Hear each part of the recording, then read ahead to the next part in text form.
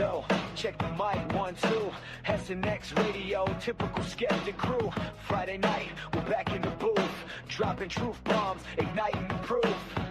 Robin Coley, cosmic collision, unidentified open transmission. From Area 51 to Skinwalker Ranch, declassify the files, give truth a chance. Bass drum thumping, a sonic boom, we're breaking down the walls of every room.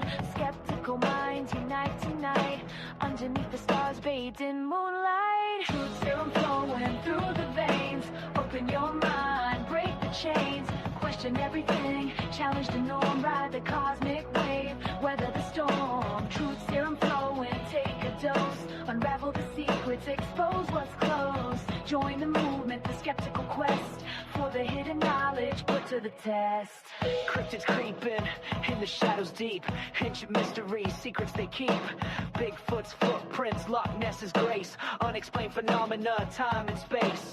We're chasing ghosts with EMF readers, searching for answers, cosmic leaders, digging for the truth beneath the surface, uncover the lies with the lyrical purpose. Truth serum flowing through the veins, open your mind, break the chains, question everything, challenge the norm, ride the cosmic wave, weather the storm. Truth serum flowing, take a dose, unravel the secrets, expose what's closed. Join the movement, the skeptical quest, for the hidden knowledge put to the test. From Roswell crashes to ancient lore, we're exploring the unknown and so much more. Conspiracy theories, twisted and true, uncover the answers, me and you. Truth serum flowing through the veins, open your mind, break the chains, question everything, challenge the norm, ride the cosmic wave, weather the storm. Truth serum flowing, take a dose, unravel the secrets, expose what's closed. Join the movement, the skeptical quest, for the hidden knowledge put to the test.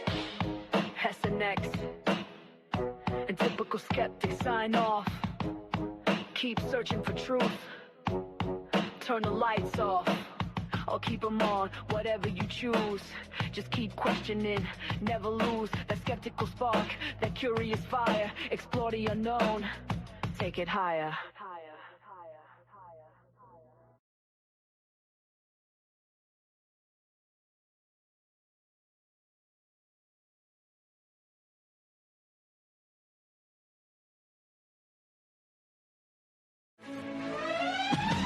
Unraveling the mysteries, secrets in the night.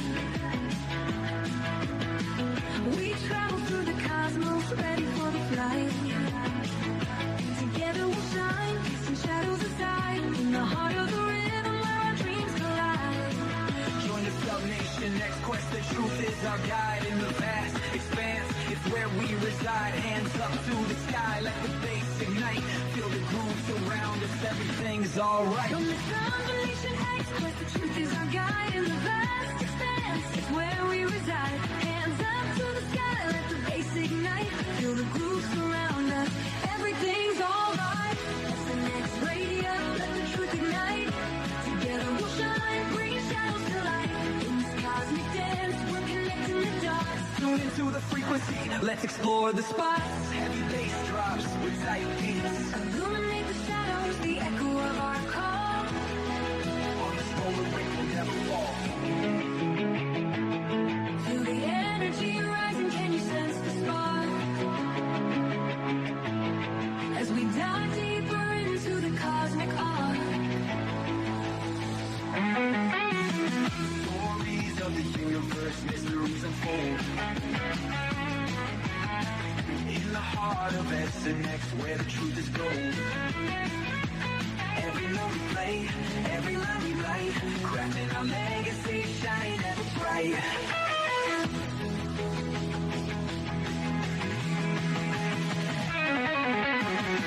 SNXRadio, let the truth ignite. Together we'll shine, bringing shadows to light. In this cosmic dance, we're connecting the dots. Tune into the frequency, let's explore the spots. Here in the spotlight, we're taking our turn. With the fire in our hearts, let the passion burn. SNXRadio's call, ringing through the air. Together we rise, together we dare. So join us now, let the rhythm flow. With SNXRadio, we're ready to go. Unraveling the mystery side by side, we stand. In this dance of truth, let the story expand.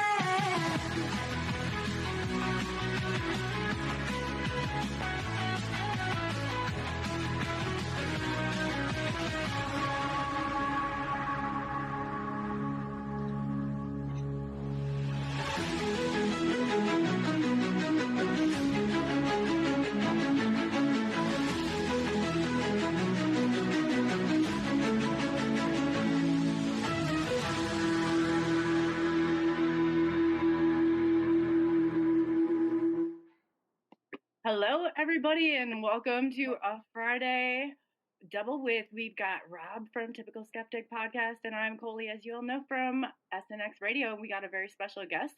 But while I'm dropping the show live, I'm going to hand this over to Rob, and he's going to introduce our special guest for today. So, what's up, everybody? I'm excited to be here. We got a really amazing guest today. We got with us Miles Johnston. I met Miles in person 2 years in a row, so I happen to know him, and I know him pretty well, and he's amazing. Miles is a pioneering UFO researcher, filmmaker, and creator of the Basis Project. For decades, he's been on the cutting edge of ufology, super soldier testimonies, underground bases, and reptilian agendas. He's best known for his long-running Basis Project interviews, a groundbreaking video series documenting whistleblowers, contactees, MyLab victims, which are military abductions, and researchers across the UFO and conspiracy spectrum. Miles has worked closely with figures like Max Spears and has archived critical testimony about mind control, secret technologies, and off-world agendas. And it's a real pleasure to have him back on the show. Everybody welcome Miles Johnston. Well, hey, you've got one heck of a show there. I love all that music. That's brilliant. I used to play stuff like that on the radio with a 50-watt pirate radio transmitter. Good old 80s sort of thumping, well-produced bang, bang, boom, boom. And right up to 2005, which is possibly where some of you guys have just been born, I don't know. Pirate radio has got a great feel to it because it's naughty and you're not meant to be doing it, but it's fun. Mm-hmm. I love it. I love it. You really think that Rob and I look like we're born from, would you say the 2000s? That's awesome. Well, the main thing is about this conference and this thing at Tampa, and you disclosure people. You disclosure people. Is you're young, you're exciting, you're switched on, and you're not taking any non-disposable residuals. This is a family show. See? We got a pussycat here, by the way. We got five going around. I said we love cats. Five of Sandra DeRoy's pussycats here. Right. A lot of stuff's happening. I think the Atlas thing's a psyop, and possibly worse, might actually be something real. Apart from that, everything's fine. What do you think about that? I think if we go back to one of the remote viewers from the original remote viewers group, he talked about, I'm not good with names. We're talking about a day when objects pass the Earth and they have to take the space shuttle down. So it's oh God, I need more vitamins or something. It's not Colonel John B. Alexander. It's one of the major Dr. Doom remote viewers.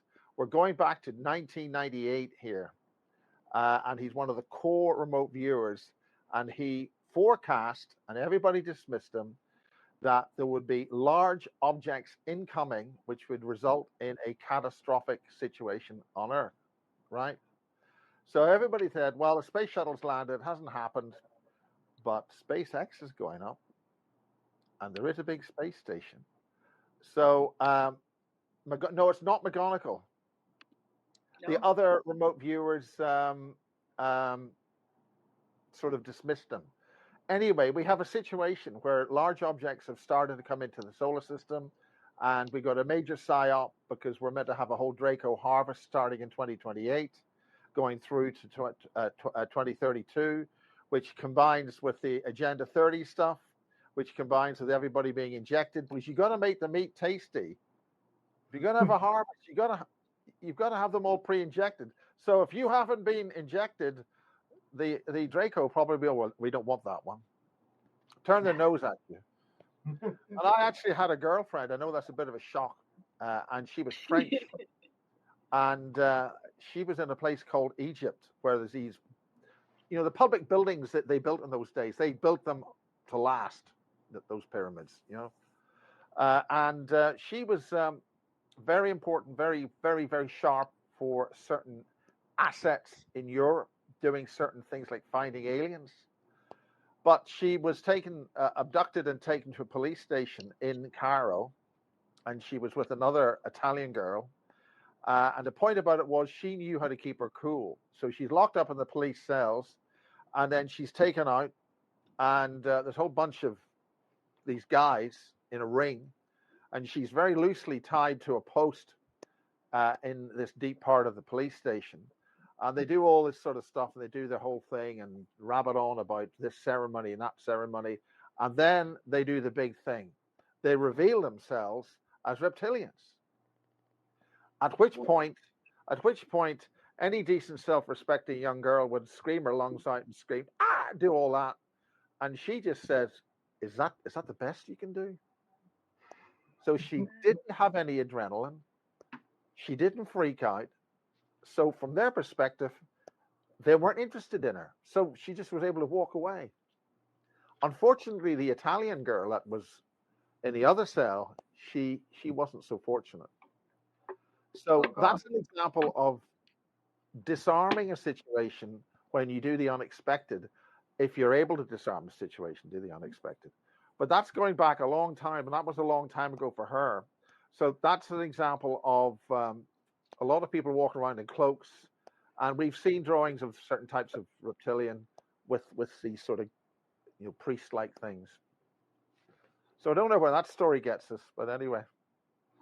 Yeah, one thing I wanted to ask you about, Miles. Sorry, I was going to say a couple people said this before the show, and I know that you and I have talked about it when you came on my show, but like for some reason this topic never dies. Like, a couple people told me to ask you about Max Spears, like, and I know you're probably tired of talking about Max Spears, but like, this whole thing's all about Max Spears. Oh, since I've started talking about that, I've got 2 bleeping lights on my recorders, the alarm bells going off. Just before I came out to this conference recently in July, I had a friend who is a very delightful friend, and I know that I won't do that joke again. But I mean, we've known each other since the 1990s. She's a former model. She did makeup at Sky Television, Sky News. She made all the politicians up. Very good-looking lady. She was. I won't do too much of an identification on her. We've been friends for years. And sometimes we'd always have breakfast here in this wonderful little town here. I won't say where it is because people will maybe know who she is. Anyway, the point is that we've been together, friends, all that, since 1990, since Sky Television started, which was basically a pirate TV station run by some guy with a bit of money called Rupert Murdoch, who thinks he can own a couple of newspapers. Some guy like that, some kind of whatever. So the point is that sometimes we'd have breakfast and she'd be rather too well informed because somebody had briefed her on something, because they knew that she was going to meet me for breakfast on Mondays. So just before the conference, I'm flying out on the Tuesday, and then we're having breakfast on the Monday, and guess what? She knows all about Max Spears. And wow. She knows all about Max Spears in a common thread of just dismissing him as a drunk. Now, there's only 2 types of people would do that sort of thing. It's the kind of people who put him away in the first place. That was a mistake, by the way. And it's other people who knew he would be triggered to drink excessively. And in the video that we did at Canterbury, that's the video where Max says, Miles, we know who you are,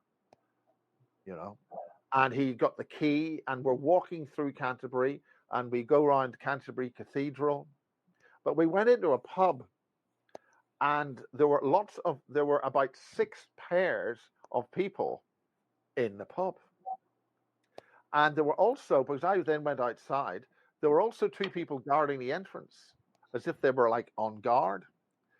And Max, we're having a chat with Max, and Sarah was there. It was a wonderful time. It was good fun. It was all good fun. But they were trying to trigger Max to get drunk. And he identified two of them, and he explained in the game, he knew they were all MI5 or an asset, an agency, these people. They knew, so there were half a dozen, that's six pairs of nice people just having a drink in a pub in Canterbury, doing nothing else. Nothing else. Well, one pair, he said, he identified one pair, and he explained in the game, once you identify them in the game, they have to leave. So these two very nice people got up and left. So when we walked out, they actually said, one of the ladies, very polite, very nice people, the lady says, "Oh, hello, Miles. Yeah, good to see you," all that. But their job was to be there and to see what was going to happen. So there was a major expenditure of assets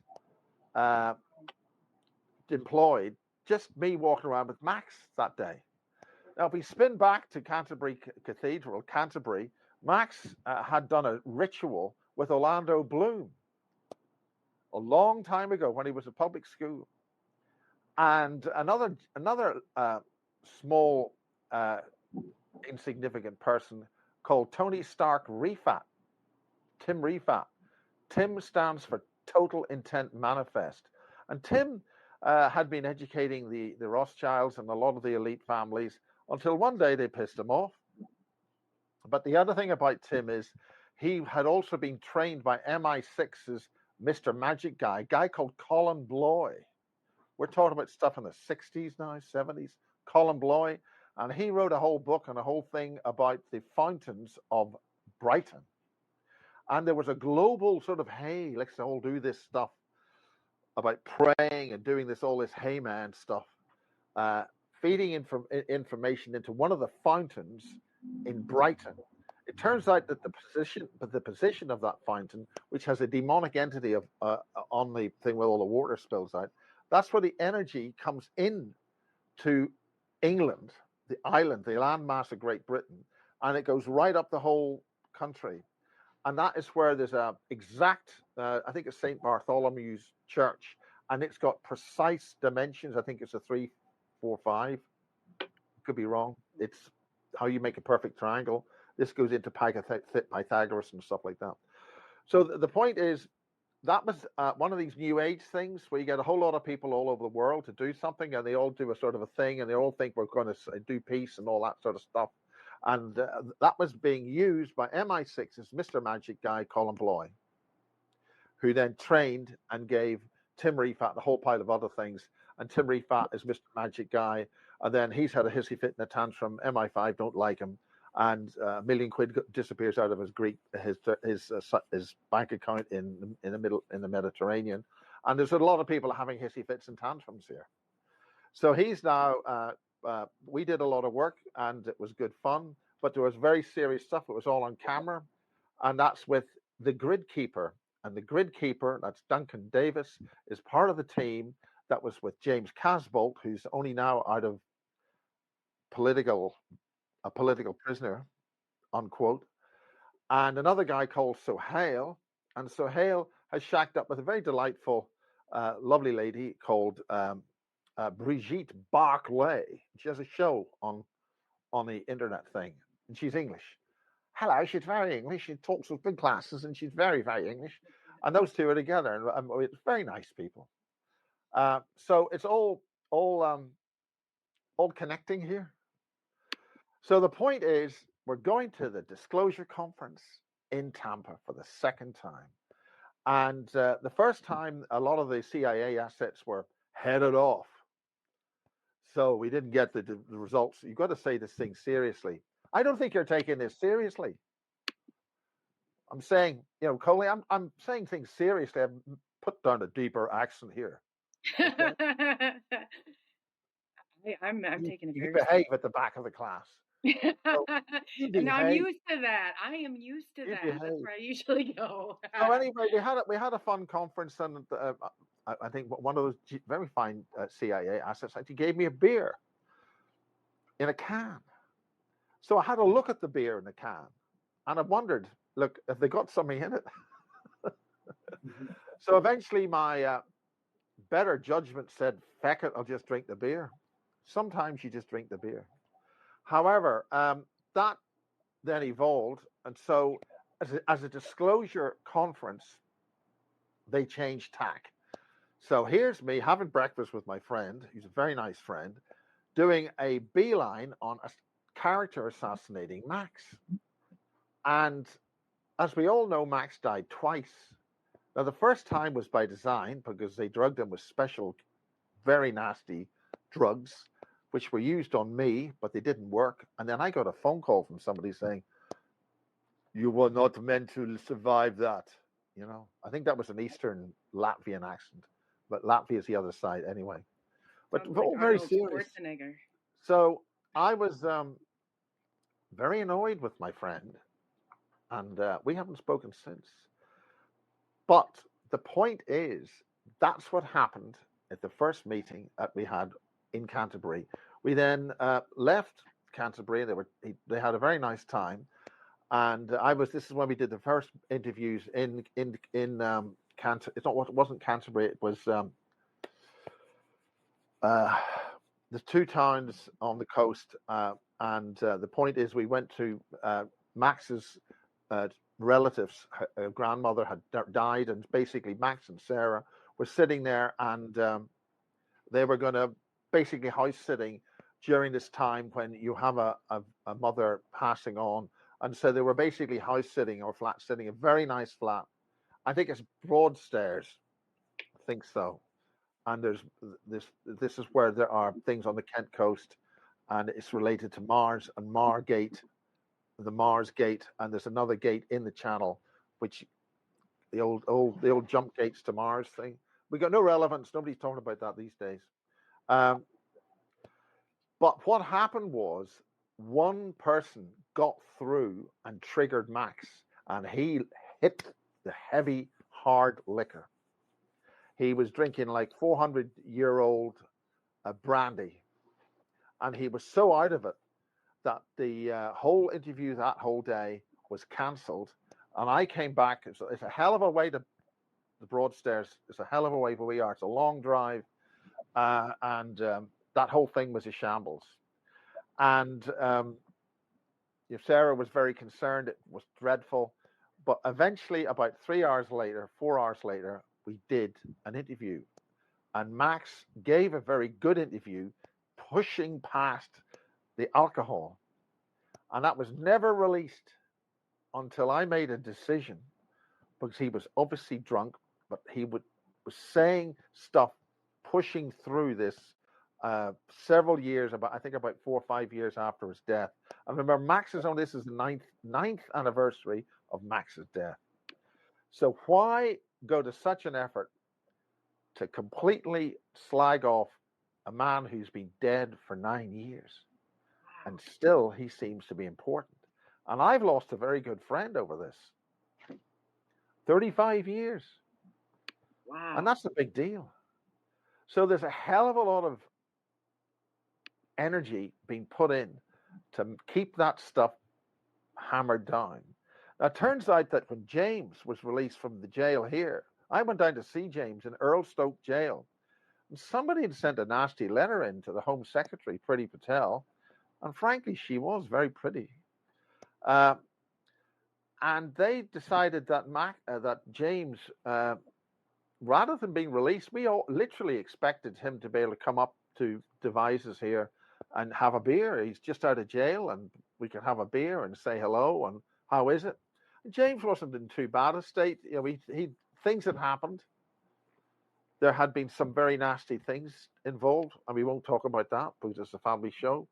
But the point is, after that, he didn't go anywhere. He disappeared. Nobody knew where he was. Well, it seems now that he's served a full sentence, so he can talk, and he's now down in Zenner and St. Ives in Cornwall, where he always lived down there. And there's this guy called Bob Osborne, who likes to sort of have a bit of comedy. Bob Osborne's written a very important book about what was going on in Zenner in Cornwall. That's where the Nazis were. That's where the technocrats were. All the people that are planning what is going on now all went down to southwest Cornwall, St. Ives. Okay? So you're dealing with a hell of a lot of busy people there. That's where Aleister Crowley did his stuff. There's actually a cottage which some people have bought because they wanted to continue the rituals that he did. And it's now for sale for £3 million. Wow. However, you can buy this wreck of a cottage, which actually was still occupied till I think the 90s. There's actually a 4x4 stuck there. But the local farmers won't let you put any services up there or any road to get to it. You can buy it for your $3 million or whatever. But that's where Aleister Crowley did rituals in Cornwall. And that connected to Montauk. And that also connected with the John Parsons. Now, initially I said that John Parsons had been down there. So you then got D.H. Lawrence, Aldous Huxley, all the names that you can think of involving the technocratic Fabians, the Fabian Society, and they laid all their plans and did stuff with the ley lines down in Cornwall, where James Casbolt lives. And this is the infrastructure of global power to establish this nightmare technocratic 1984 society, which is in work right now. So shall I have another cup of coffee? This is the Basis mug, right? And Miles, maybe you could tell people how Basis was formed, because you've been, like I said, you've been on my show, but you haven't been on Coley's yet. So basically, I come from Belfast, and I've got a family. My family did linen, Irish linen. So anybody who's bought Irish linen, our family was part of the linen stuff, people making linen. So I come from that sort of lineage. There's also a little bit of another thing in there involving pirate radio, which is good fun, and there's very important reasons for that. So when I was at school, we don't have to go back to the bloody Stone Age, but I set up a UFO group, and my physics teacher said UFOs are rubbish, and I says no, they're not. And I got interested in that, so I started a UFO group. So I did an awful lot of stuff in UFOs. I got a lot of stuff published on BBC television. I was on TV. I was on TV when I was in 5th form with my school tie on.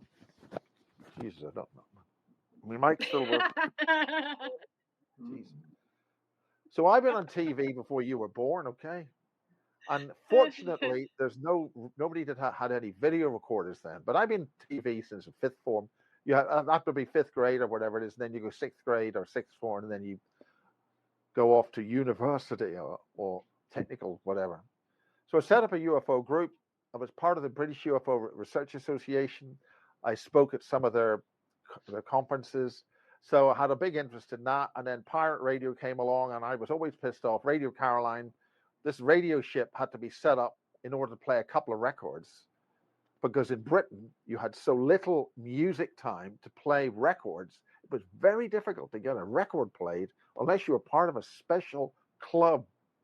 And this is where the telepathic control of a population using AM radio comes in.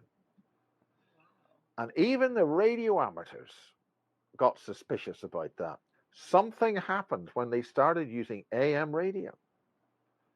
And that's why Radio Caroline was on AM. Well, it was on AM because practically in the 1960s, that's how you broadcast. And it got huge distances, right all around the British Isles, because it was on sea. So cutting to the chase, where are we going with this? I did that, did a respectable job building telephone exchanges. Then I said, I've got to join the BBC, So I joined the BBC.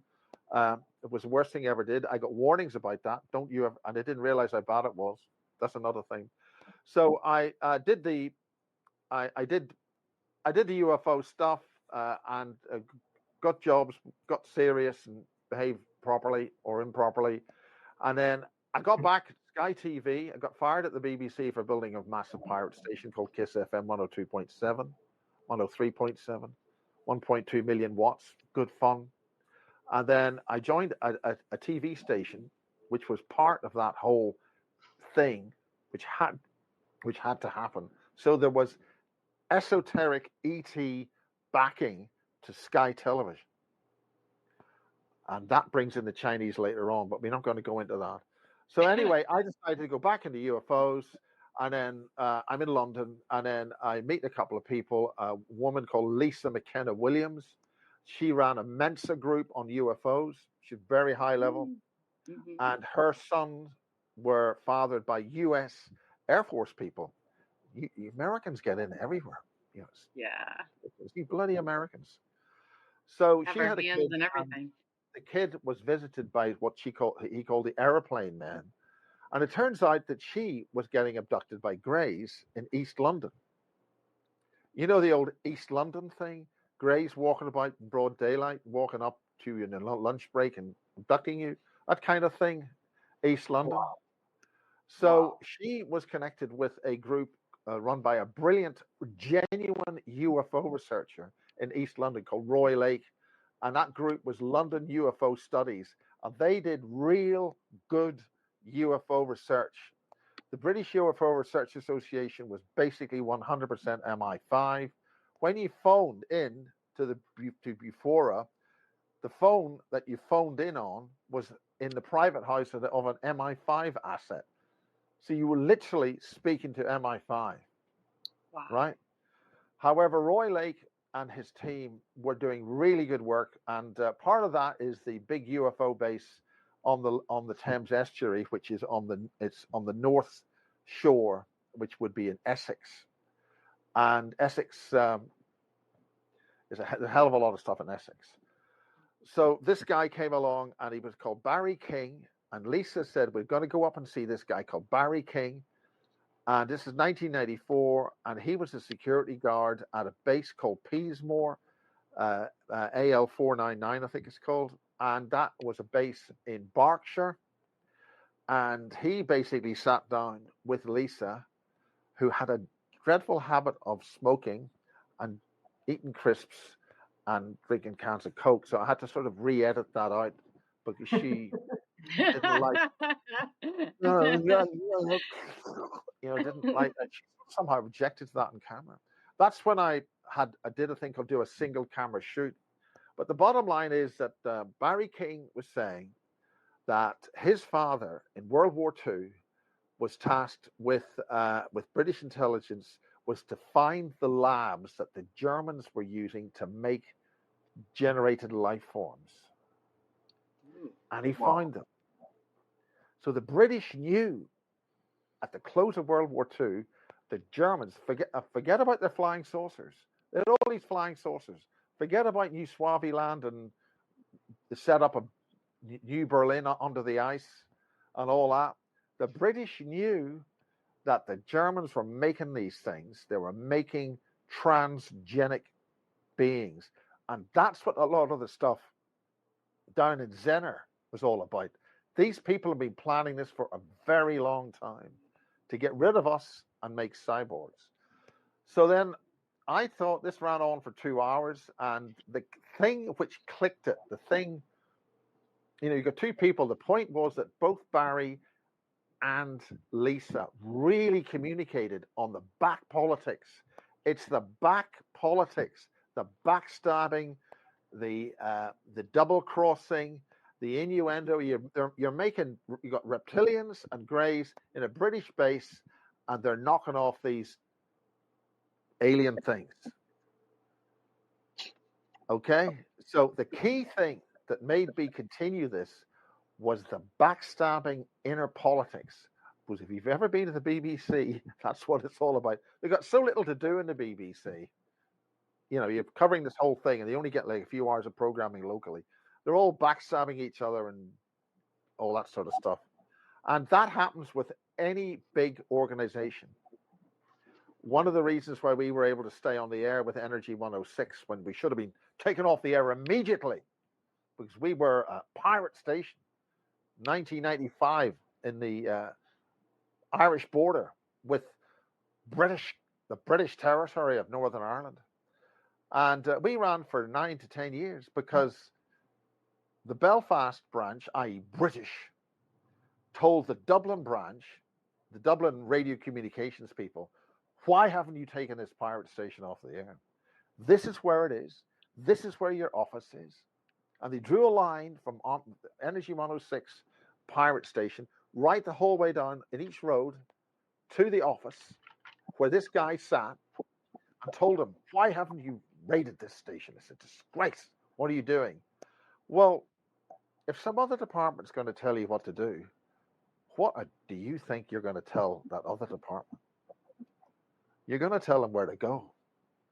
Unfortunately, that allowed us to keep broadcasting for 9 years, and that's a whole another story. It turns out that that's another story, but that actually connects the pirate radio thing with the ET stuff and a thing called consciousness and perception management, which is a new thing that somebody mentioned about in the Pentagon. Why would the Pentagon have a thing on perception management?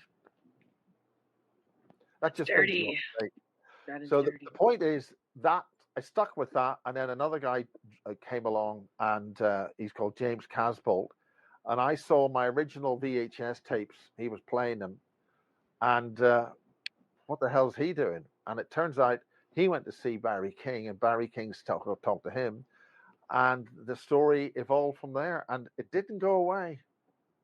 So only a few weeks ago, that story came to life when my 35-year friendship ended, when that individual had been briefed to give me a hard time so that my presentation at that conference would not work. So that's the whole story for 35 plus years. So why is Max still on the table? I think I can answer that. I think it's because, it seems like now more than ever, more people are getting memories back of the, being super soldiers. Plus, like, Max left such a mark on, I think a lot of people, like, when they woke up, one of the first things they saw was Max Spears. Like, I know that was me. I used to listen to Art Bell back in the day, but, like, when I first had my awakening, some of the content I first got into was some of Max's bassist interviews, were your interviews with Max Spears, Well, that's basically been my job, to get it on camera. And we did this bloody program when I got fired from Sky because I found out Chinese intelligence had invaded Murdoch's operation in West London. Did I say that? My job was to make sure you got the bloody pictures right, So that's what that was all about. And then that brought in Simon Parks, and it brought in another woman whose daughter was murdered. I won't say her name, but this is bad stuff. This is not good. Her daughter was murdered, and James has been treated very badly. And a lot of people have died on this. And Lisa's gone. I could list a whole list of them. So we're not playing games here. And a lot of people, when they give their story, I want to make sure it's going to be there. And sometimes they may have a hissy fit and a tantrum about something. But it's my expression of verbal punctuation when I say certain words in a rapid order. Does that make sense? Yeah. Yeah, no, that makes sense. Sorry, you go, Coley, if you had a question. No, I was going to say that's fascinating, and you shared some just fascinating details. What do you think is the reason why people can't let it go, or do you agree with Rob, or what do you think? I mean, you were so close to him. So is that for me or Rob? For you, Miles. I don't have time to think, actually. I just keep going. And there's I mean, I've taken a hell of a lot of it's been tough, Oh, my toe hurts, It's maintain flight path protocol during the flak and keep your targets and take them out. Every time they take a shot, that gives me another target. And I think that's one of my assets, is that I deliver the weapon to the target. I said that once, and there was a couple of soldiers in the local pub, and they freaked out on that and sort of practically had a heart attack in a funeral. No weddings, though. That's interesting. Yeah. That's what you've got to do. We are in an active war situation for our survival. And you guys are bright and bushy-tailed, and you're doing a good job. Right? Yeah. Does that make sense? Yeah. Yeah, but the targeting seems to be real, Miles. You know, it seems Yeah. like they're targeting a lot. This is real. It's happening. There's a lot of energy on it. And I think there's frustration in the United States that the CIA's made a fool of themselves. They break the rules of television. Show business has rules. You don't break them. It doesn't matter who you are. If a show doesn't work, you don't keep running the bloody thing. Okay? And that's what they've been doing. The other thing that they've been doing is, it doesn't matter which organization you are, you don't break these rules of show business. It doesn't matter what you're doing. You may be a whatever the hell you are, but you go on stage, you got the stage, and whatever that stage is, could be TV, could be on stage, you know, you could be doing something, right? But you were doing something and people are watching, right? And they've got to be entertained and informed. Otherwise, they get bored, fall asleep. So there are rules of engagement in terms of show business. If you break those rules, and the other one is, don't believe your own PowerPoint. Don't believe your own propaganda. That's fatal. And these guys do it all the time. They're a bunch of dickheads. And they don't care which part of the world or whatever you're doing. Plus, if you are a living, breathing, oxygen, organic thing here, and that includes these. One of the things that a lot of things have been going on is soul swapping. We discovered a soul swap facility down here, not too far away from here. A lot of things aren't too far away from here. Soul swapping. So they're taking the human soul out and putting an alien soul in. Wow. And that was a facility knocking this stuff off down in bit of Wiltshire, we'll say. Now, we did a little bit of analysis on that with certain people, and they'd shut those facilities down only about 3 years ago, 2.5 years ago. And the ETs had left, and this is where you have the human wet bag or wetware, and then you swap things over. And one of the people who put a lot of stuff on that, who's now dead, is a guy called Chris Thomas. That's where the original story of Nibiru and the Velos people came. Velon is a twin star system, binary system, and they were looking for a solar system which was very close to their energetic levels. And this solar system was very close to their energetic levels. So they decided, right, we'll come here and we're going to set up shop here. There was a decision made collectively by their race as such. And they said, no, we're not going to do that. We're going to find some other place.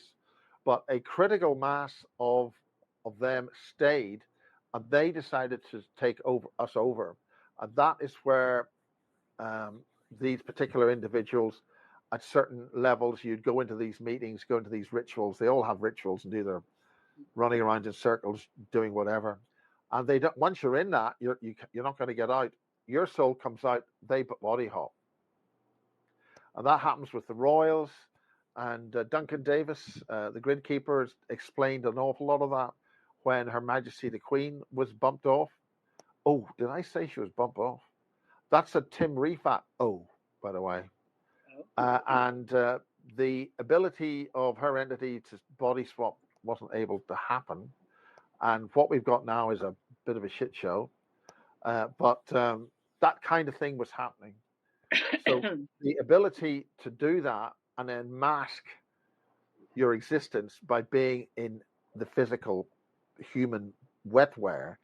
But if you're in the human wetware and you screw with the atmosphere and the other things which will kill off that human wetware, you're toast as well as anybody else. And you're not going anywhere. Wow. And one of the people I interviewed relatively recently, I won't say her name, but very well informed, very informed and very articulate young lady discovered that a lot of the so-called injected can't leave. They're stuck here. So they can't go. So there's an automatic lockout.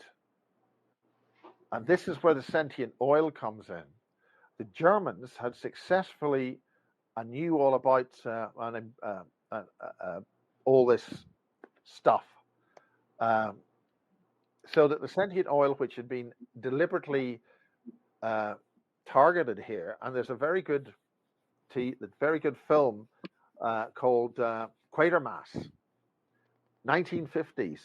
One of the first Quatermass films has these rocks landing on Earth from some other location, and when you go over to them, the rock breaks and this thing comes out and takes you over, and then they build this facility to create all this stuff, and there's all this black stuff swarming around to take over Earth. That's 1950s whistleblowing. A lot of B movies post-war are blowing whistles, and you better watch them. You're talking about black goo, right? Or what people know as black goo, right? It's called black goo, but a lot of people mistake black goo. Like, I've got black goo in my car. It's called oil. It's been there too long. Just because it's black and it's oily and it doesn't make it a sentient oil. The point is the Germans knew that. They refined it. And a lot of that landed in the southern hemisphere, but not all of it. Some of it landed in Northern Ireland. And that is known by the relevant authorities. So basically, the British knew this. Again, the British knew this, so they went and took out the Georgia station. That's Thule Island, the Thule base. Funny how they had one on an island in the southern hemisphere, and they had another one in the northern hemisphere. So that was the prize reason for the Falklands War. They got all the refined material in a base where all of that stuff was kept at minus 22 degrees Celsius, and they were in interlocking when it was refined. And that was, there was an American there, a blue-gray, and local Argentinian personnel. The Brits came with two destroyers, a cargo ship, and a submarine. The submarine had the British the SAS, the Special Boat Service, the commandos. The commandos were there to blow up the facility, which they did with extreme intent. So meanwhile, all of that sentient oil, which were in interlocking crates, about 400 of them, were then put on the cargo ship and brought back to the UK, and then that was distributed across the UK military bases. And initially, a lot of the results on that didn't work too well. And at the time, there were a lot of civilian scientists who self-terminated, and those are the Marconi deaths. Okay, a lot of young scientists self-terminated. And that's a gross example of gross malicious negligence, that you expose talented young people to a deadly situation because the sentient oil they were dealing with did not want to kill people. And they were tasked with making it kill people, and they didn't want to do that. So the oil, which is just sitting there on a pee-pee dish or whatever, it mind-controlled the person who was making it do this terrible thing, and they killed themselves with extreme ingenuity. And that's the Marconi scientists. So the British then took that and developed it, and they realized they'd done something with it, and it's in various places now. That's going back to when the Falklands War was on, which is way back early 80s, whatever. And those Marconi scientists died, and then the civilian branch tried to use it, and some witnesses have explained that that was then disposed of by just pouring it down the bloody drain. Therefore, it decided to change certain insects and things. And this goes back then to the Gulf oil spill, where they picked up more of that stuff. the fundamental building blocks of life on this world and other worlds is you've got to have water, special water, energetically water, with those triple spirals. And when you've got triple spirals, that's triple bifilar spirals, and you've got three of them, which is on the ancient megaliths, and that is interdimensional technology. And that means that then would take the building blocks of what's on this world, on this space-time gravity field, to use completely incorrect terms, but to make it understandable. So then that gets intelligent life made into biological life and all the other things which are needed in warm water, warm salty water. And one of the first things you see are all these sort of things with tentacles and legs, and then they evolve all up. And that creates the higher life forms. And that's how life, biological life on this earth, is made by the planet. Other planets, other energy fields, which are resonant states. A planet is basically like a node on a tune in a tuned circuit, like on an organ. You've got a pipe, it has certain nodes, certain frequencies, and it's a stable zone, right? Does that make sense? Mm-hmm. Yeah. So the tune of the solar system has these sort of stable areas, because that's where there's a stable energy field, and we call that matter. Okay? You change the tune, everything flies around the place very quickly. Does that make sense? Yeah. Okay, and that's where you have the crop circles, and you got all those sort of things, and a lot of sacred designs. You have all these tunes, resonant energy states in water, and then that constructs the 3D physical molecules to build us as physical devices. The enemy we have, which we must destroy. If you want to talk, come through the front door, we'll have a talk. But what you're doing, what these things are doing, are not organic life. And that is the problem. The Earth's sentient oil is having to fight with the different energetic structure of the extraterrestrial, deliberately and maliciously landed sentient oil. That stuff that the Germans got was designed to do something else. And then they think they can reprogram it and do other things with it. But meanwhile, it may not want to be reprogrammed. It may end up programming you, i.e., that's where the Marconi scientist died. So this is highly complicated stuff, but that's the fundamental building blocks on how life evolves. So what we've got, who are running the whole planet right now, including the bloody Chinese with their AI and all the rest of it, is a bunch of gobshites who are playing with fire, and they will be terminated with extreme prejudice and sent to an automatic self-destruct mode, which will disappear and disintegrate them totally out of all existence to source, to wherever they came from.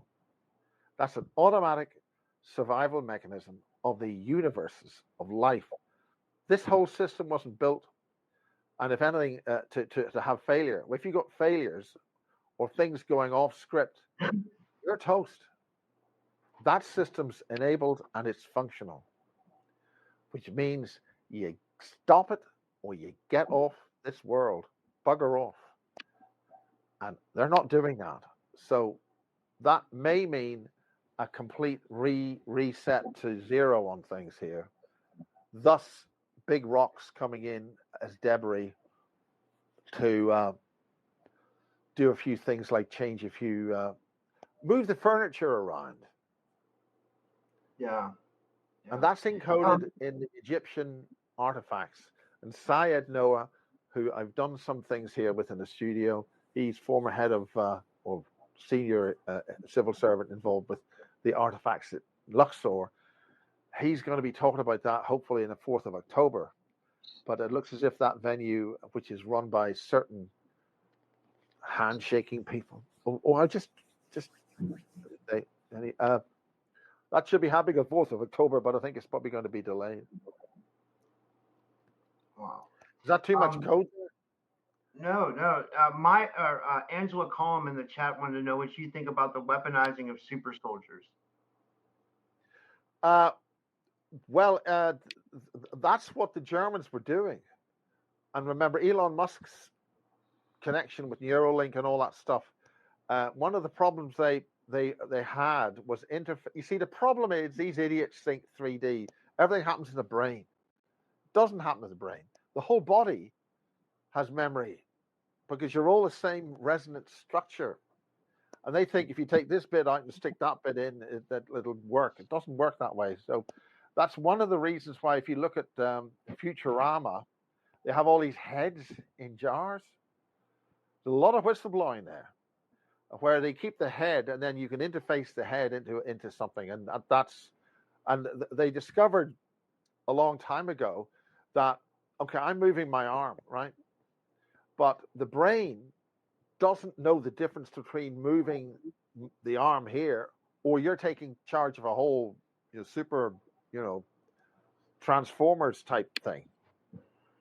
But people like Penny Bradley and things will tell you that if you're going to fly one of these intergalactic spaceship things, you have to be with that. You have to be one with the craft. So you have to, and that's a more sensible way of doing it. The other thing about this story about the making aliens, basically Dulce, the Dulce stuff going on at Dulce is going on in the UK. We're way ahead on all this. So independent information arrived that they were making these generated life forms for, quote, use on the lunar base. Who the hell said that British have got a lunar base? What's going on up there? By the way, I'm going to give you an exclusive. Put things along the side. We're going to do something tomorrow with Thomas Mikey Jensen, who's been looking at the Mars satellite pictures, and he's found something. You know this thing, the square? No, what's that? Where they found 1.2 kilometers. Even Elon Musk be talking about this. Do you not watch the TV or anything, Rob? Rob, you don't watch the goddamn TV. Coley, you stop laughing at the back of the class. You're coming back by me, Rob, to the back of the class. The square thing on Mars. I'm not going to. If you don't even know what that is, why should I even tell you it didn't exist a few years ago? I know, Miles. You know it didn't exist a few years ago? No. I know what you're talking about. I watched it. So who's just put it there? I don't. That's what I'm wanting to know. Yeah. I think a few people missed that. For clever people watching at home, in black and white, that's a bad joke. I can only do these bad jokes once. It goes back to a BBC commentator in the days of black and white television, where we had a thing in Britain called color television. In the United States, you had a thing called color television. But in Britain, we have color television with a U in it because... Anyway, only a few nonsense, whatever laddie-dads had a thing called a color TV, because it cost £1,000 and you could buy 4 houses for that price at that time. And the BBC commentator said, for those of you looking in black and white, the red ball is beside the blue ball. You're in black and white, you can't see the bloody red ball to start with. That didn't work, did it? That joke didn't work. I love him. I just turned my mic off. I'm laughing so loud. I don't want to disturb it. But yeah, I keep them coming. So, are we getting somewhere here? Yeah. So the main thing is that the full disclosure situation is under extreme threat. They don't like people going off script. They don't like people maintaining. There's a question there about the Earth grid. The Nazis were much more advanced. Maria Wheatley will tell you about this in establishing successful energy extraction and control of the Earth's grid than the British were. And that's why a lot of these Nazis were in Zenner, in Cornwall, and also in Ireland, where they were able to, a lot of deep archaeology is very, very sensitive stuff. And all that ancient alien stuff you see in the telly is a pile of, well, anyway, it's like everything else. You've got to watch, you've got to be really deep what they're saying. So what are we, so. What about the crop circles, Miles? The crop circles is a psyop. All of them?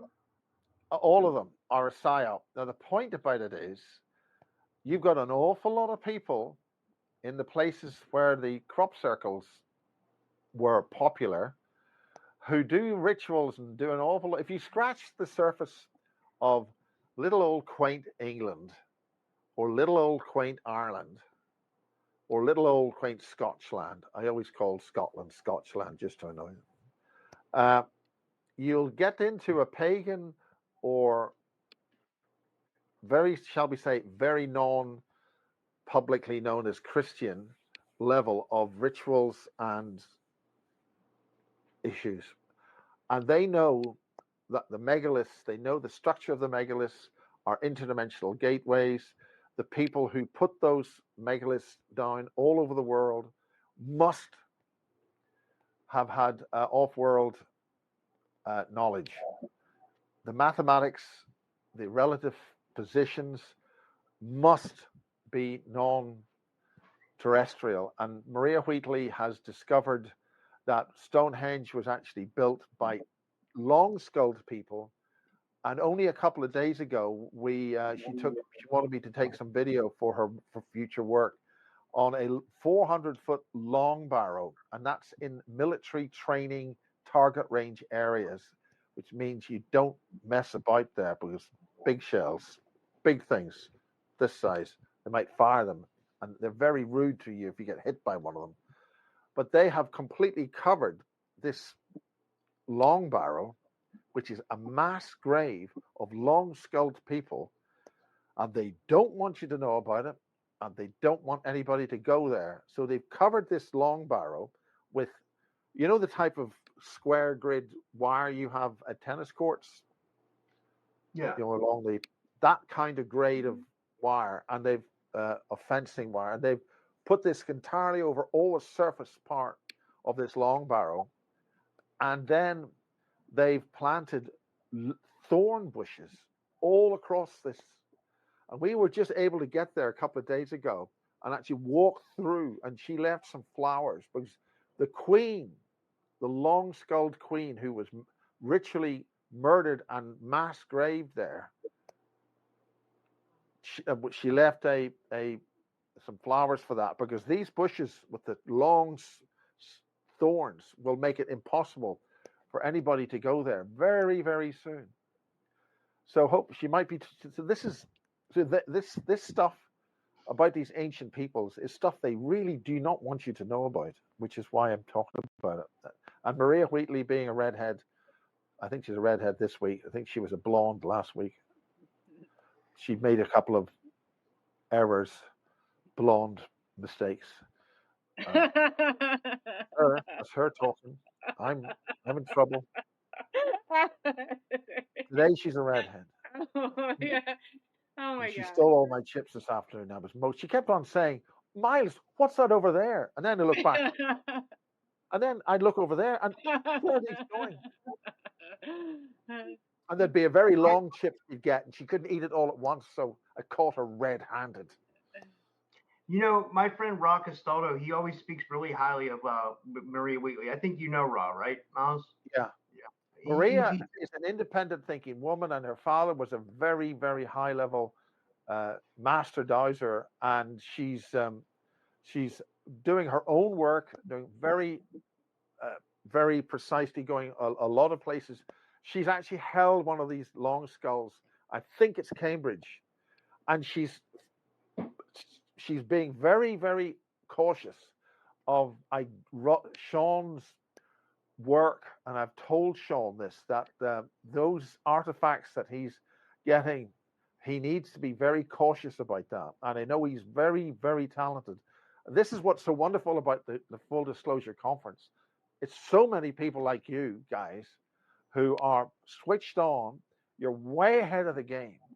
The whole UFO community is just lost with you guys, Sean Bond, and all you guys, and the people abroad in Europe. And I'm hoping to get. We need to talk to the European peoples that they've been through a hell of a lot, and there's a lot of stuff there. A lot of people in Ireland about the Fae and the She and the tribe of Dan and all that.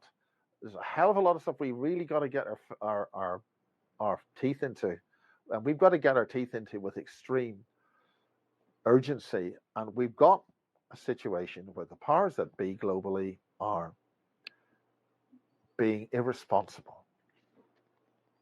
He said. Sure. Sure. The basisproject.org is my old. Is that still there? That's my old website, thebasisproject.org. Okay. That's sort of run aground as such, but the friend who's running it, I think I've got a bio on that. It's amazing what's still on the internet.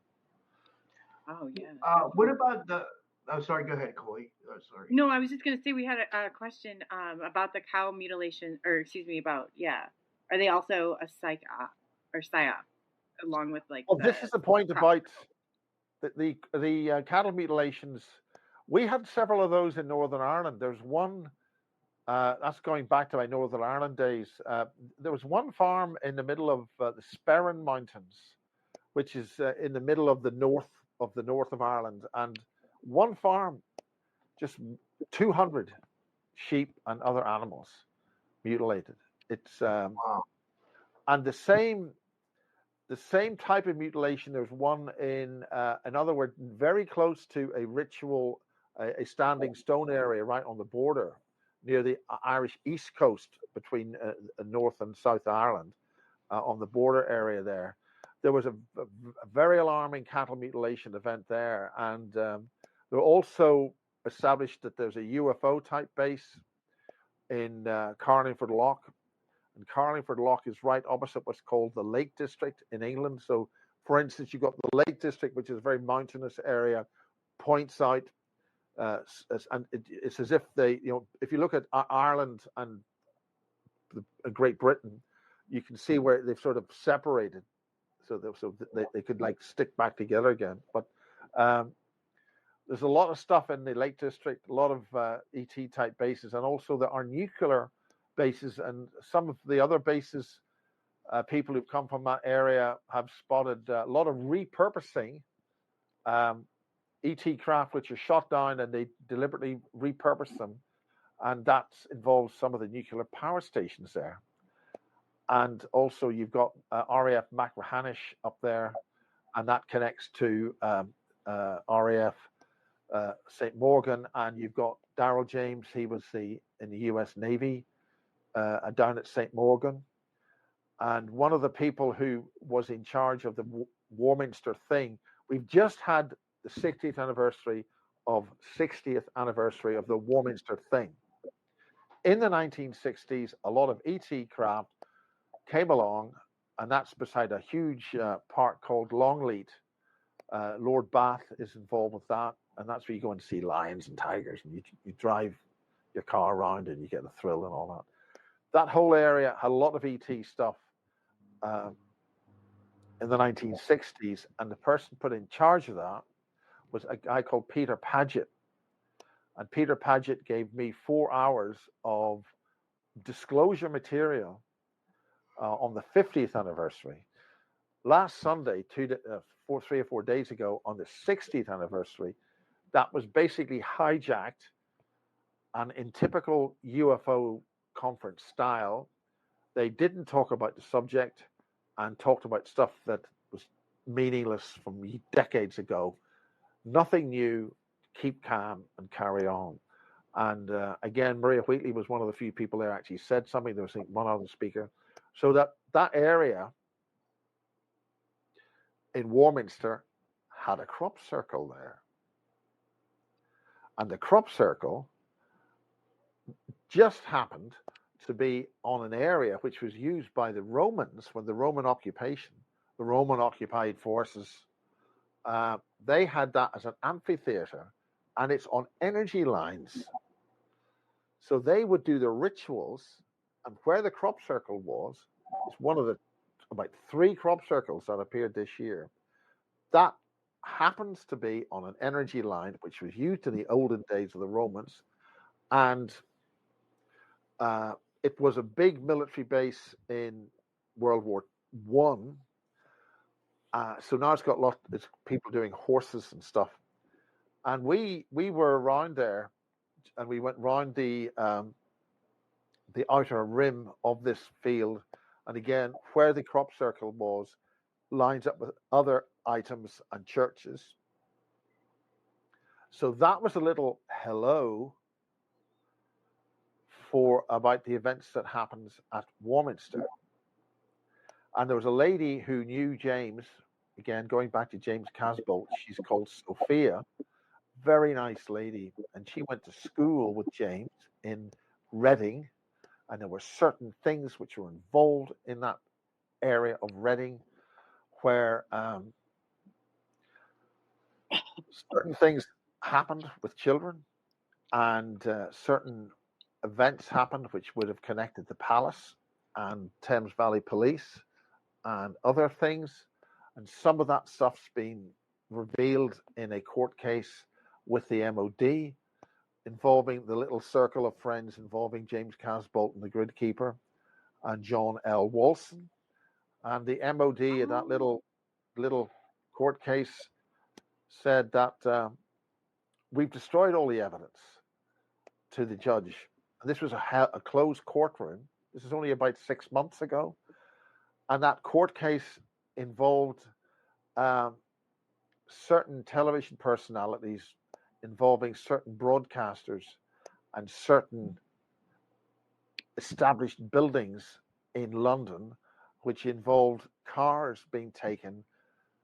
Somebody would be told, take that car, drive it to this dump. It would be put in the car crusher recycling dump to get rid of any evidence.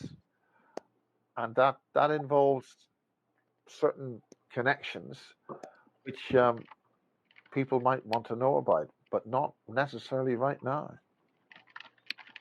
Yeah, one thing I wanted to ask you about, Miles, was I had James Bartley on before you, and by the way, he told me to tell you hello, like literally right before you, he was on. And one thing we talked about, so I don't want to go over too much, but I just wanted to get your opinion on it, was Rendlesham Forest. And I know you said you don't want to talk about things from decades ago, but I mean, there is a new document. The whole point about Rendlesham Forest is, number one, a lot of stuff's been happening there for a very long time. When I interviewed John B. Alexander, he kept on making references to cases which were too hot to handle. And after he realized he'd said all that, he's hated my guts ever since, because he shouldn't have said any of it. So there are lots of cases involving military bases in that region which involved very high-level ET stuff. There's also the inconvenient little problem that the nose cone of a space shuttle was in one of the buildings or hangars, and this is a nose cone from a space shuttle which is stained with water because it's been recovered from a crash of a space shuttle. The little bit of a problem here, the space shuttle hadn't officially flown yet, so how can it be crashing off RAF Woodbridge in the sea? Ooh. So it turns out that, speeding on, the late Hilary Porter was in a Marconi intelligence facility, Marconi Defense in Farnborough, and in April 1974, the ETs were in there going through all the plannings. That's where everything's stored on big drawers with A0, big drawings and of all the secret stuff. It's a drawing office, and the ETs were going through that. That was April 1974. Now that area is since been taken over by DARPA. That's where the Concorde was developed. Britain's wind tunnel was there. And she has numerous accounts of huge triangular craft flying into the runway at RAF at the Farnborough Airport. It was coming into land, huge, giant thing coming in, and it just goes underneath in. That kind of thing was happening up at Machrihanish and other British bases and other facilities, and that's how they enter. They just switch on a thing and away they go. But the point is that the crop circles, that crop circle, which is man-made, which was at Warminster, had a little thing to bring people, to bring the attention to it, and the farmer decided not to have it cut out. So somebody was whistleblowing about the Warminster thing 60 years later, but in terms of Rendlesham Forest, there was a whole pile of craft landed. It's 5 triangles and 5 disc craft landed near Area 1. That's I think it's the North Gate, which goes in between the two bases. Between the two bases, and they all landed there, and they were seen by a whole bunch of school children. But nobody wants to talk about that.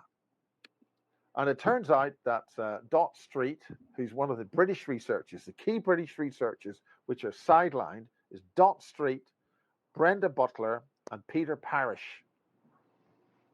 And I've done a basis 3 on this. It took me about 15 years to do all that.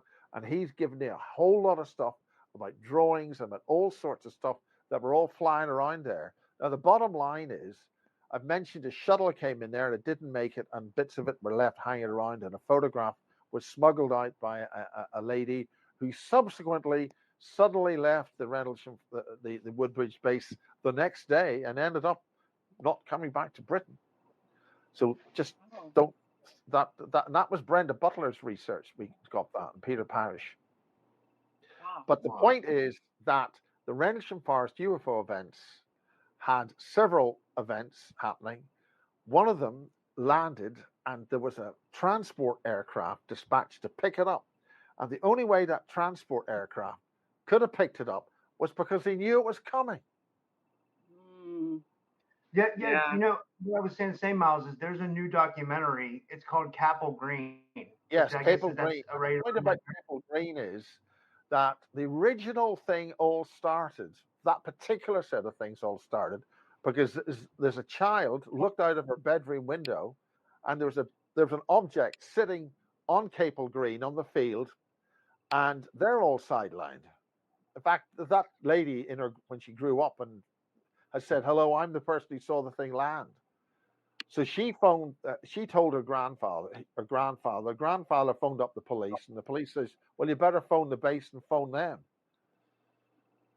Yeah. So that's all forgotten. But that movie identifies that. And the point about Colonel Holt is, and Gary Heseltine has had a big awakening. He's published in his book Non-Human, and that's a new term. Non-human, not extraterrestrial, non-human. That's very important. They find out that one of the key things about the bases are that when you go to them, you've got the photographs of key base commanders and personnel. Okay, you walk in, East Gate, whatever gate there is, you walk in, and there's photographs of these guys with their hats on. That's the British guy, that's the US Air Force guy. These are the commanders, or whatever. Holtz was never there. He was hanging around to information manage anything if it happened, and that's what he's done. He has information managed it. The main thing that they've done is they've Americanized it.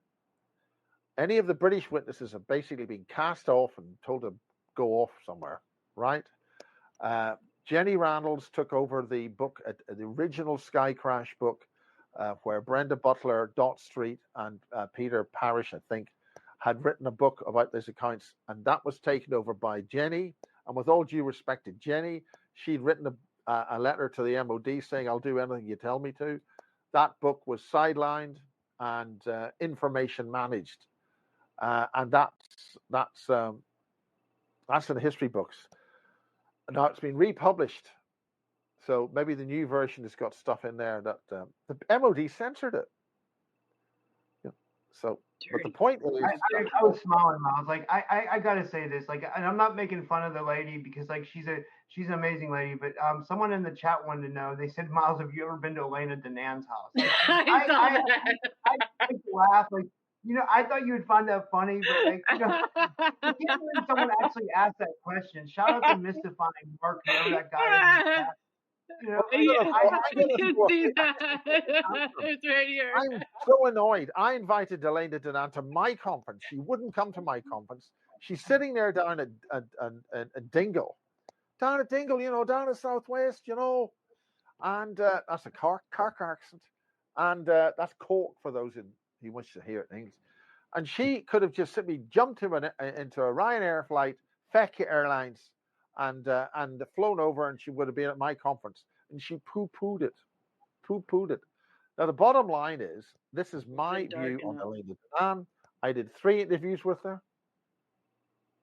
Interview 1, we got on very well. Interview 2, we said something sufficiently bad that...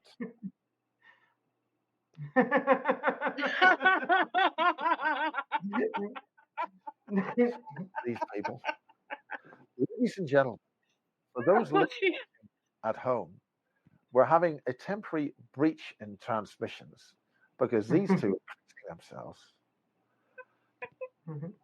God almighty. The point is, the second interview was banned by YouTube. So what did Elena Danan say? I'm trying to be serious here. When you pull yourself together. I did 3 interviews with her too, Miles, and one of mine with her got banned too. Yeah, I don't know what it is. Yeah, so like, she wouldn't appear. The point is, in interview 3, just hit your mute button, woman. It's just not on these people I have to work with. She would not come. She explained in that interview about her Cedars book, and I could see that she was genuinely afraid that she was in fear of her life publishing the Cedars book. Next thing, she doesn't want to talk to me anymore. The Cedars book is published, and don't talk to that nasty. You're not going to talk to that nasty man. Don't you talk about him. I think she has some really good information. Like I said, like that Cedars book's amazing. Something happened, and I think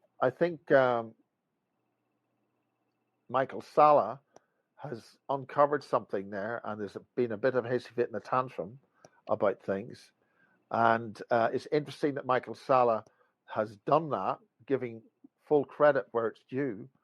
And that's an important situation. But so this is a case of another key witness or source being basically pushed off to the side. So there are.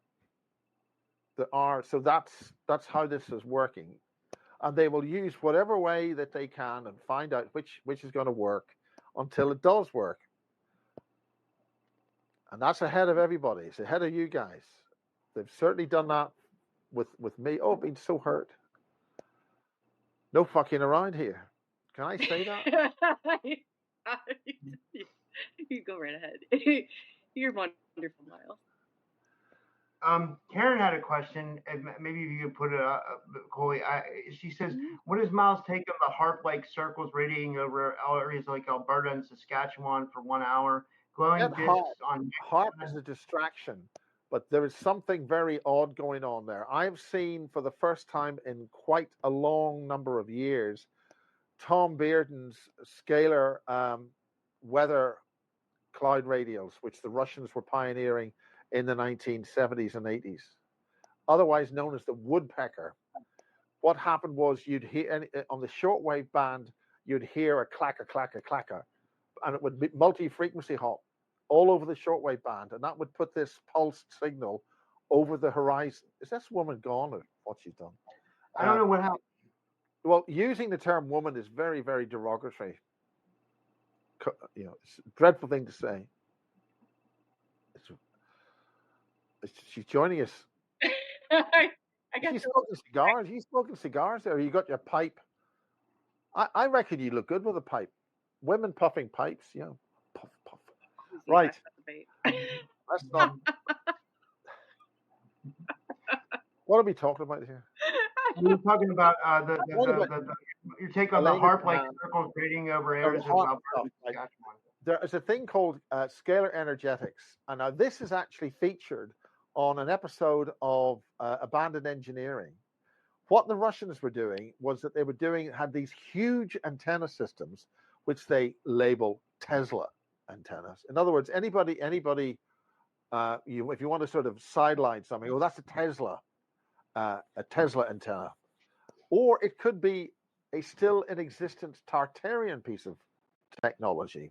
But I don't want to throw the ball too far out of court on that. He's vaping. You should be puffing with a pipe. Anyway, the point is, we're losing a plot here. Now, the point is, scalar energetics uses the ability to take, you make a scalar wave by taking two vector waves and collapsing them together in phase, and then they disappear to zero. No, they don't. They create a monopolar non-vector wave, and that's known as a scalar wave. Electromagnetic waves are you've got one electrical component and one magnetic component, and they're spinning around. That's a vector, and they have got a problem traveling faster than light. So that's another part of the physics which they've gerrymandered and screwed, so we don't go faster than light. So you can't do that, you can't do that. That's rubbish. So scalar energetics. So what they did was they were able to get a series of linear clouds patterns going in parallel lines to different areas, and then in one particular part, you got these linear radials. When you see long parallel clouds right across the sky, maybe some areas will be missing because there's not enough moisture to see the clouds. You then swing those two beams together, and they form an XY grid. Okay, so if you put a pulse on one of the energy beams at one location and a pulse on another one, just like a grid, they'll join, and one part of that grid will activate. One node will activate. Then that all bunches up, and then you get a thing called radials. If you take all those parallel lines and crush them up, they look like radials. They're otherwise known as Wilson's cloud radials, and they look like fingers of energy going from a central point. Because in the middle, which is where the radial node is, that's where the action is. And that's where they can either take energy from that area and make it cooler, or they can put energy into that node and make it warmer or hotter, or they can actually evacuate that space-time area of space and contract reality. Then you have a space-time differential.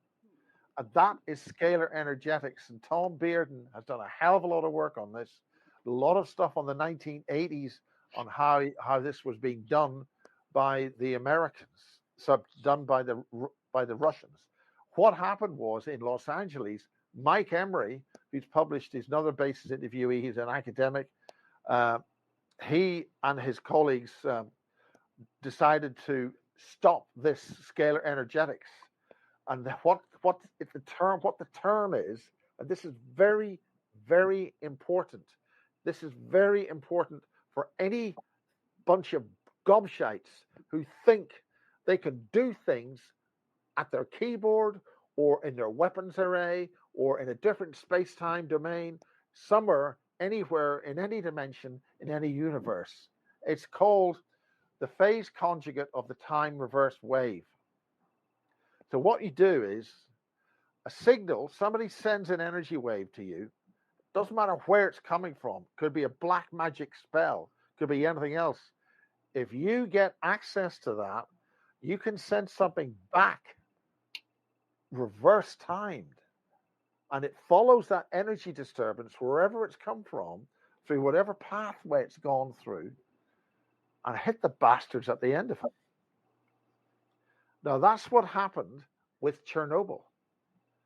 So this massive antenna, which was on abandoned engineering, and it's very important the way they shot that. Again, there's a lot of things in these TV shows which they don't say, but they'll show it to you if you pay attention. So you got the Chernobyl power station, this massive array with these huge antennas on it, because you're dealing with this massive long wave type of longitudinal wave. That antenna took a hit because somebody sent something back on the time reversed wave to wherever it was coming from. They didn't know where it was, but they found it. That was that antenna system. That caused what's called a standing wave ratio error, SWR. Any radio ham knows what SWR is. You've got to make sure that the power is leaving the antenna. If the power doesn't leave the antenna and it feeds back, whatever's providing power to that antenna will get hot and bothered. And that's what blew up the Chernobyl nuclear reactor. It got hot and bothered. And that's why that big antenna hasn't been used ever since. But the fact that they're now doing that, using that technology, you can see the radials here in Wiltshire, and you'll notice that these radials and these nodes will be over a military base or maybe an ET base. Why are they doing that little bit over there and over that part of the world? Because maybe there's something there they want to take out.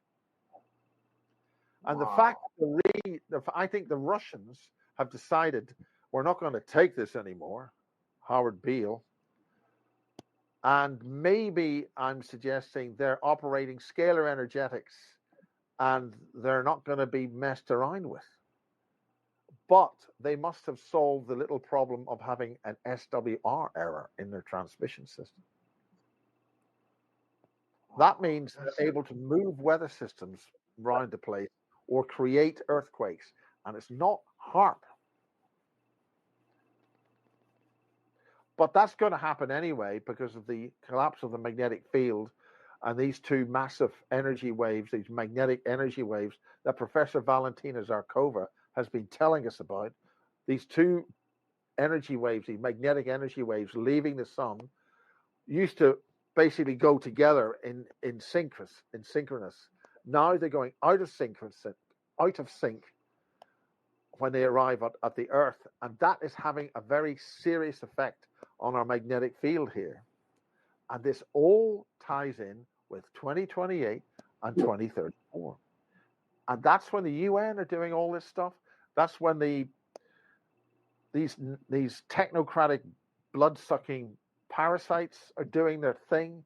And that's when it seems that the Draco are going to come and do a little raid and take their consignment of humans. Again, I don't believe that. That's what I've just been told by little people who say things to me. Well, so that is all coincident with the same time. And today the British government has released information about dealing with mass deaths and stuff like that. So they're all trying to do a lot of things which will happen to other people. It certainly wouldn't happen to them, I say. Wow, that's amazing. That's interesting. Should we do one more question? What do you think? Yeah. Well, is that? I'm sorry. Have I done a downer on this? Have I stopped all the laughter? No, I think I'll be laughing about this for a while. But we did have a couple questions that I definitely wanted to get to here real quick. Let me see here. I'll pull it up. Our girl Polly Roderman, she wants to know what's that? I'll be right back. Oh, that's okay. Any info on hybridization programs involving praying mantises and little grays? And what is the baby's task and goal?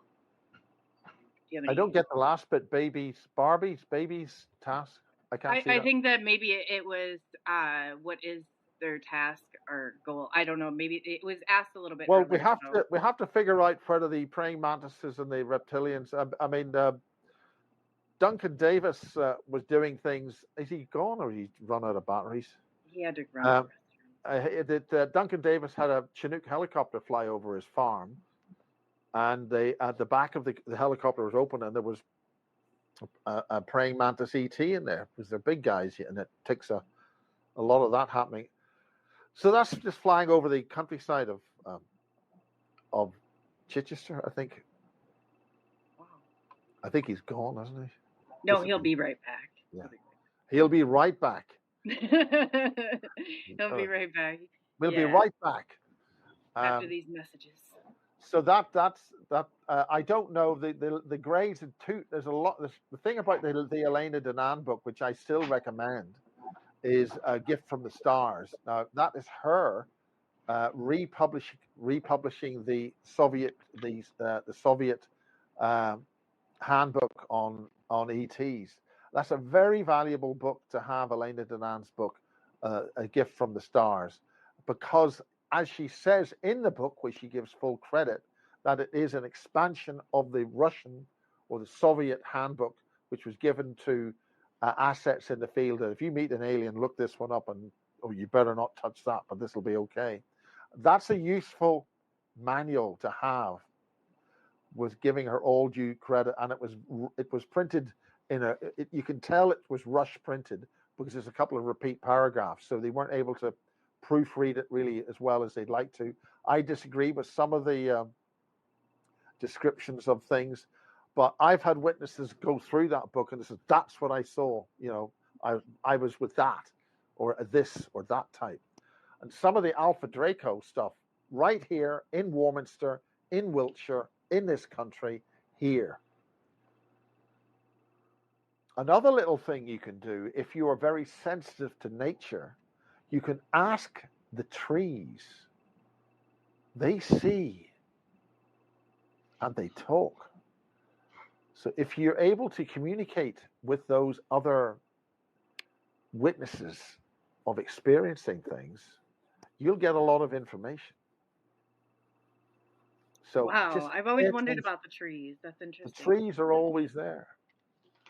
Again, you see this in the Harry Potter movies and the Lord of the Rings. All sentient life is watching, experiencing, and learning. And if you talk to it nicely, they can tell you things back. That's fascinating. Mr. CIA, Mr. KGB, or whatever it is. And the Russian books, Anastasia, very important books. Again, I understand that was a KGB project, the Anastasia books, about the ringing cedars of Russia. Again, that goes into, I think, Russian lore. I think you call it legend of the cedar trees, giving this energy burst back to you.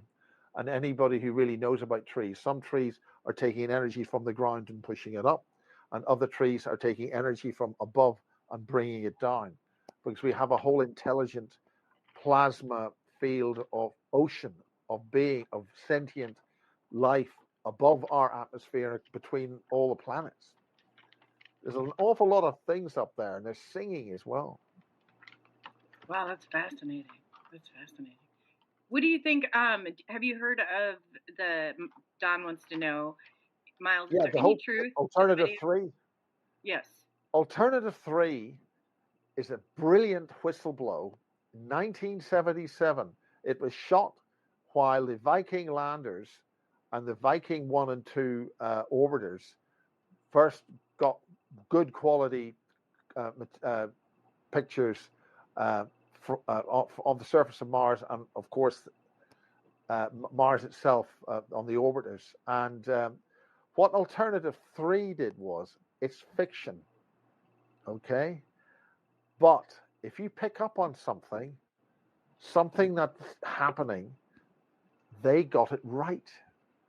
And that scared the living daylights out of the secret space program people, where Alternative 3, which was it was a spoof, let's make a documentary, but they picked up on stuff which was true.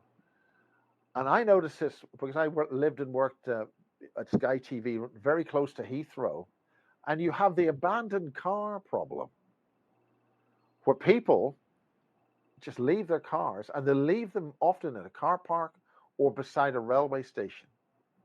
And there's an awful lot of that happening. I'd walk past a car, and it had their lunch in it, all daily things that you'd be using, and suddenly they've left all of that, and it's just gone.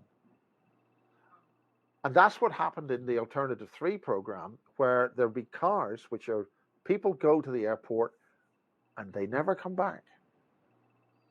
And that was the first time that they were able to show that people were disappearing, and then there's further information on that, and they were going to Mars.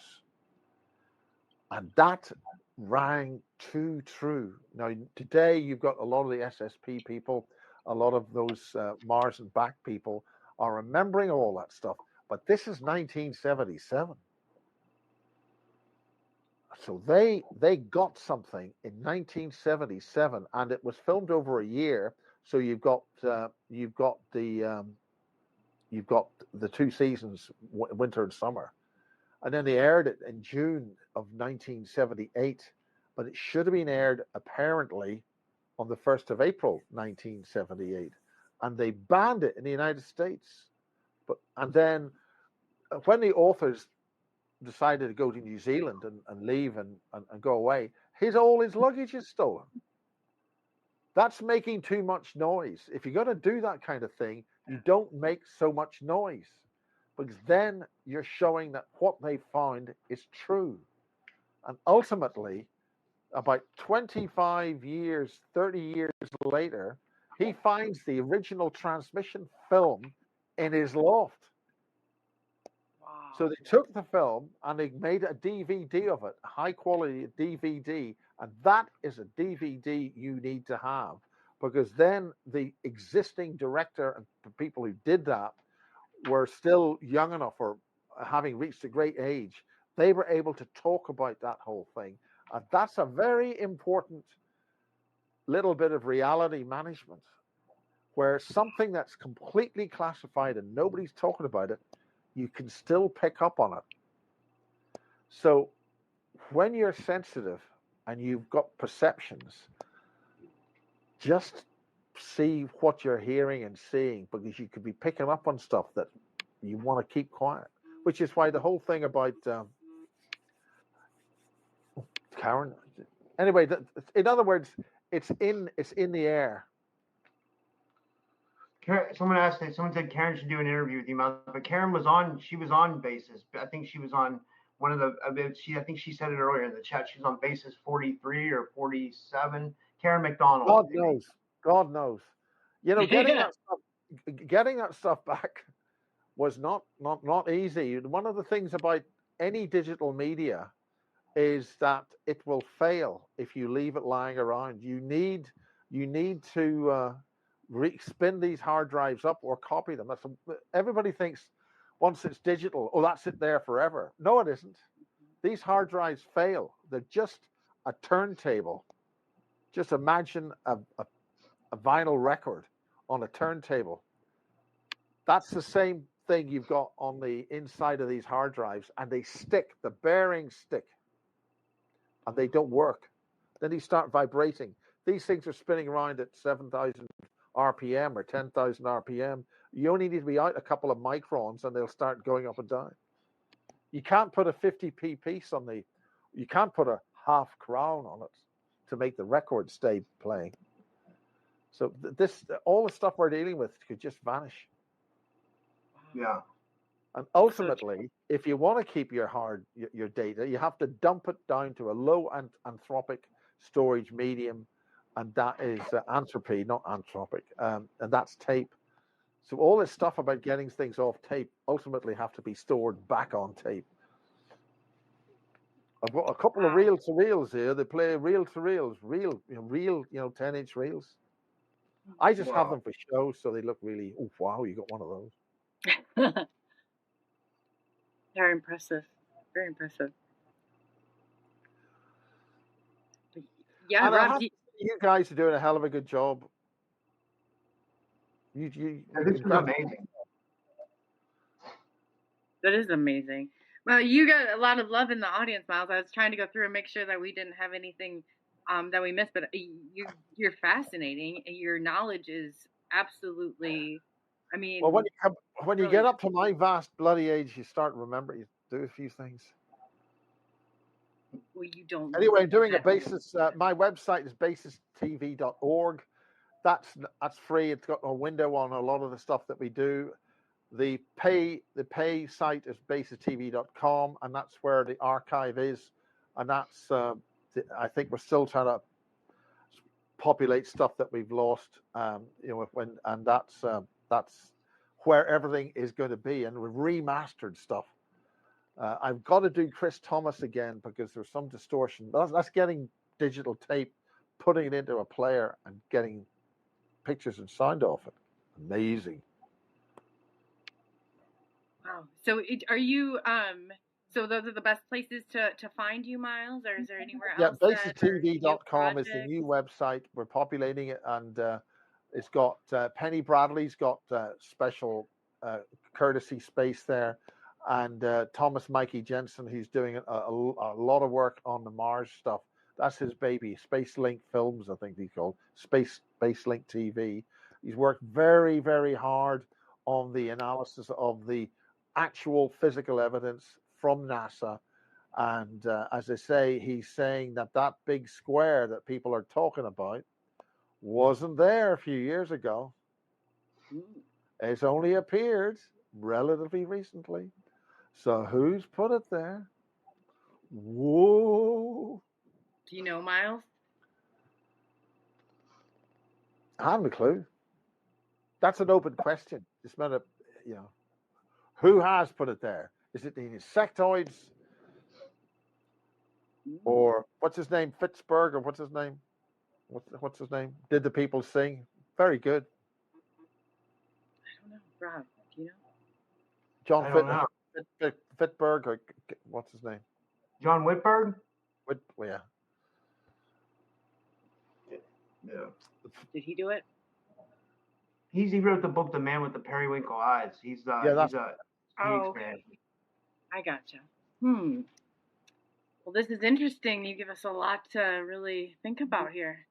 Huh. Well, the thing about that is it's very, very detailed, but a lot of fact is hidden in fiction. Yes. Oh, yes. You better believe it. You better believe it. The point is that more people start talking about it, and then they remember. But it's still only people talking about it. You cannot believe, you don't buy a house on this stuff. We've got to be very, very careful on that.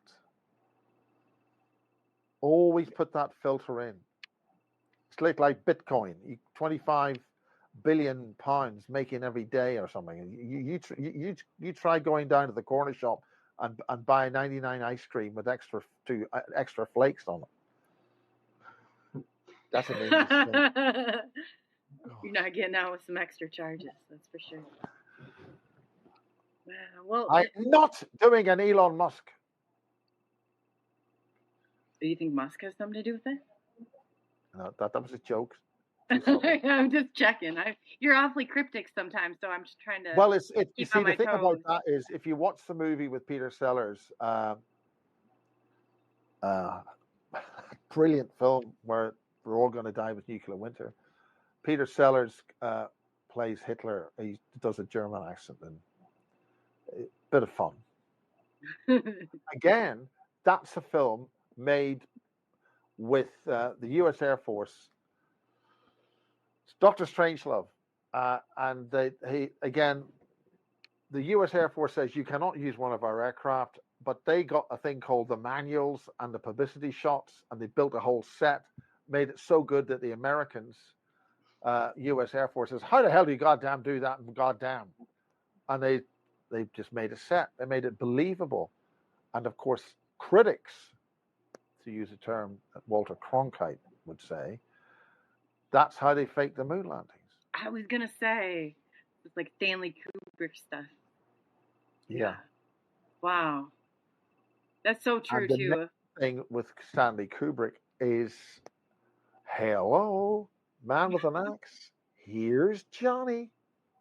It's all in that movie. That's the movie that he did, and there's a very established author who explained that very well, and his name escapes me, but he's done a lot of good work on that. You've got to look at these things sideways at 90 degrees. A bit like playing a game of battleships. You've got to figure out what you don't know is what you need to know. And I'm not going to do the famous thing about known unknowns and unknown knowns, but that all makes sense. Who's on first? Mr. Mansfield, what's his name? The former. So say that again. It's about can you remember what you just said? Because that was pretty brilliant. What? It's not about what you know, or you should know that. I'm going to have to go back. I'll clip it. But you start off with a whole lot of known unknowns. Known unknowns. There you go. Right. Because we don't know this, we don't know that. Those are called known unknowns. Right? Now, don't get me confused here. And then you have the unexpected unknowns. Right? Because they'll crop up. So that's why when the shuttle is about to launch, they do clear all unexpected errors or something. So you just clear the board and say, right, we're flying. This is going to work. We're going, right? And that's a way of, okay, just we're going to go. We know this doesn't work, or this has got a problem, whatever it is. It's going to work. Go, right? So it's when you have somebody. Another way of saying it is somebody throwing a spanner in the works. That's an unknown. Okay. Because you don't expect it. Are we getting here? Are we okay? Yeah. No, there's always an element of truth. I said it in any of it because you even talked about Elena Danaan stuff. Like they always have. There's nuggets of truth through all this. You just have to learn how to decipher. That's one of the reasons why you listen to a liar. Yes. And there are several interviewees that I've interviewed, and they were lying, barefaced lying, making it up. And they even said it at the end, or maybe 2 years later. I made it all up. Wow. I still ran it. They get annoyed. You put that back up. I didn't want you to put that back up. No, blah, blah, blah. But from a research point of view, you need to see that. You need to see how somebody is lying about something. You need to see how that's happening. You need to see how the reasoning and logic behind it is. You need to see how the mechanism of that thing is happening. So when other people come along and they're lying to their teeth, you can actually, they're using that thing or the way they're using that or whatever. Yeah. But you know, you have to say it's a lie. But it's sometimes best that you don't tell people it's a lie, because then you lose the whole point of watching the person lying. Because then you'll say, I knew that. Of course that person's a liar, but he bloody said it that way. Gee, I mean, obviously it's a lie. Yeah.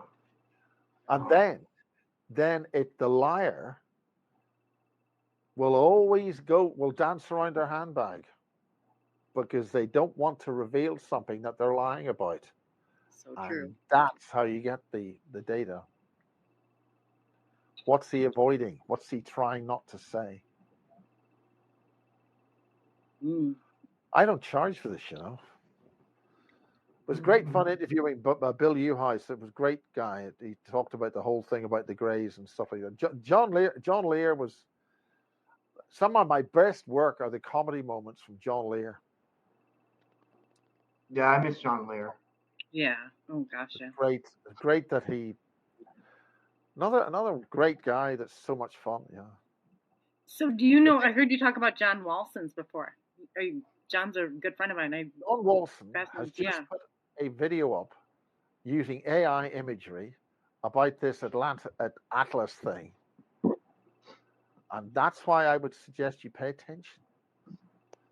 He's saying a lot of information about the uniformity of certain regular aspects of this object and non-regular aspects of this object, which indicate that it's a constructed vehicle, which is powered and doing things. And when John Wolfson puts a thing like that out, and it's high quality AI, you know, somebody's maybe pushed that out there. And again, the two things at the conference were at this year's conference is the Israeli flag being pulled by a very small plane with a hell of a distance between the flag and the plane. Now, Anthony Zender explained that was a TR series projection. It's a false image. Yeah. Oh, wow. Did you see that? There's a picture. There's a guy. There was a plane flying an Israeli flag all down the coast of Tampa, and flew past the conference. And there was another event which happened the day before, which was a black helicopter flew really close over the whole conference area. I remember that. Yeah. Now the picture I saw of that was a very old school, fairly fat and clumsy helicopter. Oh, wow. Like the old school, fairly rounded body with a thin tail, but the one that Ida sent me was, I think, just an ordinary commercial private helicopter. But because you couldn't see it because of the sun, that doesn't make it a black helicopter. This helicopter I saw. The key thing is that was a demonstration. The case here is it's a demonstration of how they have craft which can fly in broad daylight, towing a flag. You can't see the wire. Maybe there is a wire, but we just can't see it. But that seems to be an illusion. Maybe somebody got better pictures and we can see whether that is an illusion. But Anthony Zender was saying it was a projection using the cloaking technology that these TR craft have. Wow. Okay. Again, that's only 6 weeks ago. Yeah. And that flag was flying the next day on the Sunday. You can look up and see it. Fascinating. So if they are going to stage fake alien invasion, which is what this blue beam thing, Ralph Noyes, you're talking 1980s here. British Ministry of Defense whistleblower, only allowed to talk to people on audio to no more than 150 people, 120. He was a very fine gentleman, MOD, and he mentions Project Bluebeam way back then. Oh, yeah. Oh, definitely, yeah. See, I mean, you go back and what they were trying to do, they've had this technology first.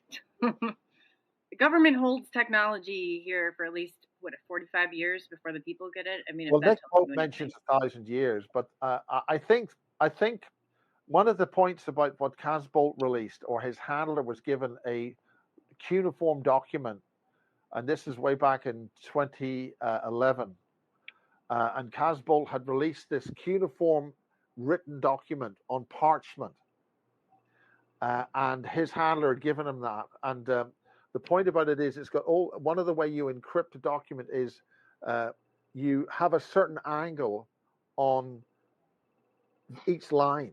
It's got a slope on it, and then the next line will have a different slope. And it's not because they're being careless and they're just drawing lines on a piece of parchment. It's because that's part of the encryption code. So a lot of these things look, that looks a bit weird. He was off one day, he's had too much coffee, or maybe he was having a smoke or whatever. That's why that letter looks a little bit odd. No, it's because it's intentionally odd. It's been made to look like that.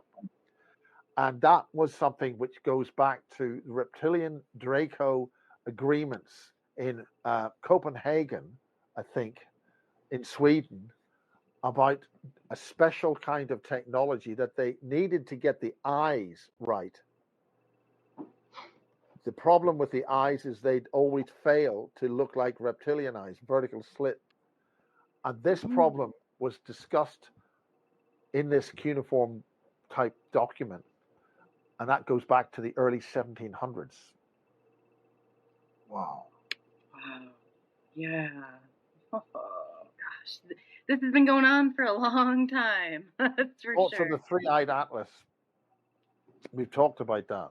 Yeah, I didn't know if you wanted to touch on that real quick. I think the atlas thing is a big rock. When you got one rock flying past us, and then you got another bigger rock flying past us, pay attention, because there could be a whole pile of rocks coming about to hit us.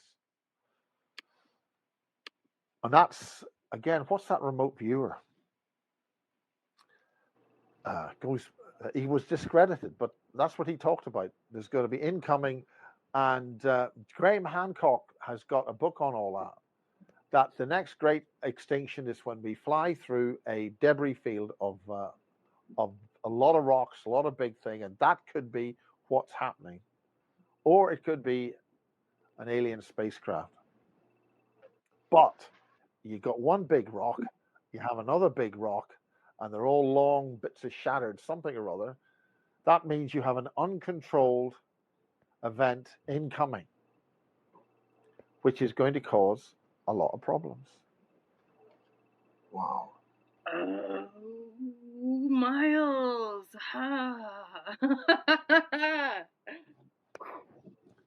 Either Right? that is an alien thing, and it's still the same thing. People are still going to panic. Yeah. Oh, yeah. Oh. Wow.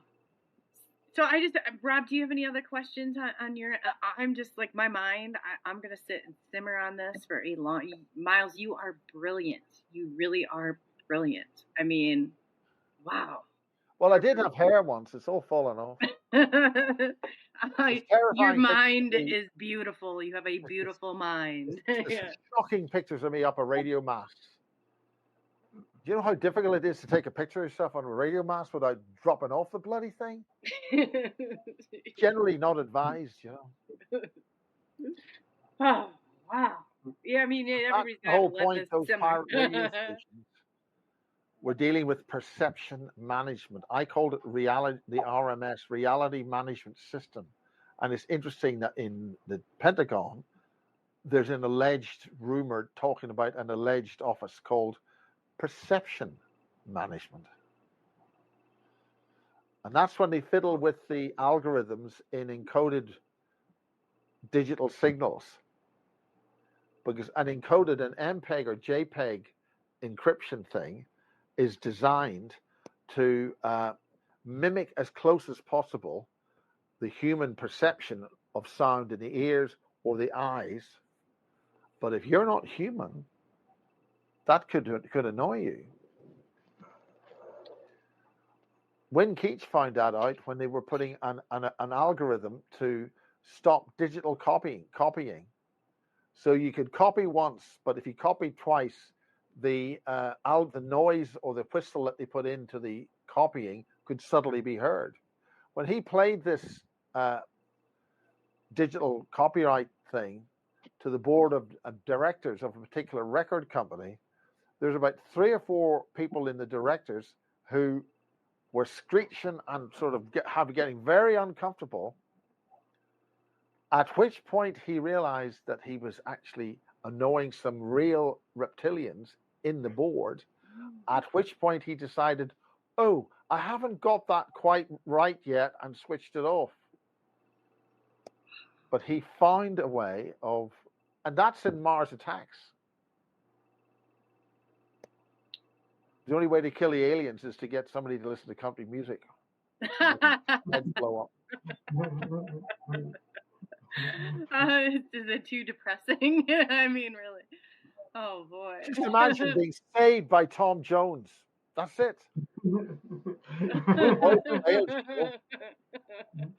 That's hilarious. Yeah, okay. Oh, man. Well, Miles, I really want to thank you for today. It's absolutely been a pleasure having you, and thank you for giving us so much of your time and your knowledge and your humor, because you by far are like probably the funniest person that I've had on yet. So I Well, really sometimes I'm appreciate just a miserable bastard. Don't you annoy me? I'll annoy you. Oh, I love it. In This Northern was fun, Ireland, man. Thank you. people in I had a fun Belfast time. talk to you with your teeth closed, and then you get, we're going to go there, okay? You know, if this doesn't, you definitely have a place in comedy. I really, Yeah. I tell you, yeah, you're brilliant. You are brilliant. You got the best of both worlds. You're This is a brilliant good and book you're here. funny. Just bought it in Glastonbury. It's Garrett M. Graff, Graf, and it's got some good analysis of the established UFO law. Remember, Donald Kehoe was a German intelligence asset. So all those early books by Donald Kehoe are German intelligence making sure you don't find out too much and you get the right narrative. Ah, wow. So that's German intelligence from the Austro-Hungarian Empire bleeding through into the whole UFO narrative. And who is desperate to maintain control of the UFO narrative is the CIA. And the CIA's nomenclature, the actual reason the letters are Central Intelligence Agency, is because that's the way they labeled things in the middle of the 1800s in the Austro-Hungarian Empire. Central Bureau, Central this. So that whistleblows the CIA's origins and its agenda.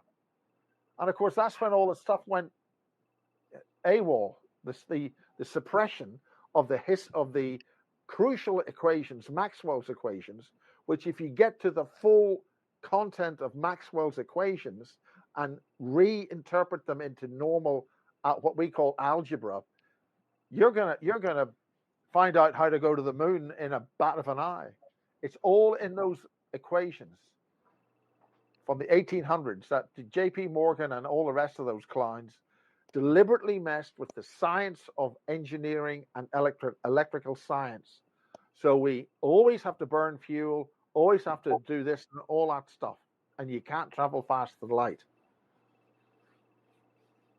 Wow. They've gerrymandered the textbooks of science. Okay, I think that's probably it. So true. Well, Miles, again, thank you so much for coming on. And I mean, I'll be thinking about this for a while. So I appreciate it. I really do. Good fun. And, And remember, you guys are the future. You're doing well, but there are sons of bitches out there and right behind you. So just be careful. Thank you. Wow, Miles is excellent, Rob. He's excellent. Yeah, that was amazing. Yeah, that was fun. Wow. It was.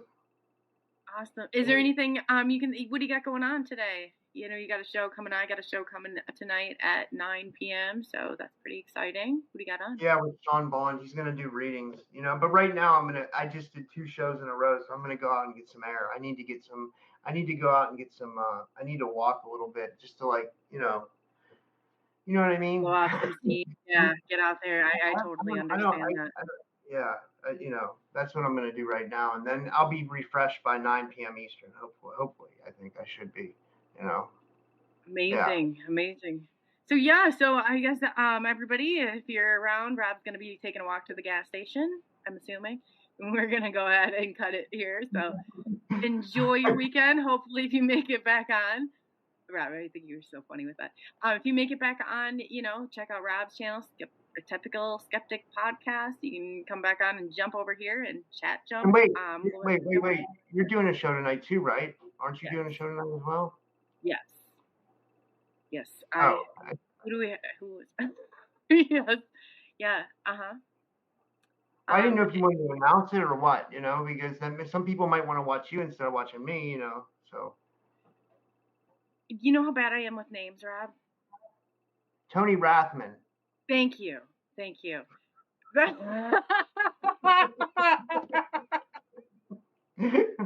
On that note, thank you for taking the journey into the unknown with SNXRadio. We'll see you tonight at 9 p.m. I'm going to kill you for that one, Rob. Oh, boy.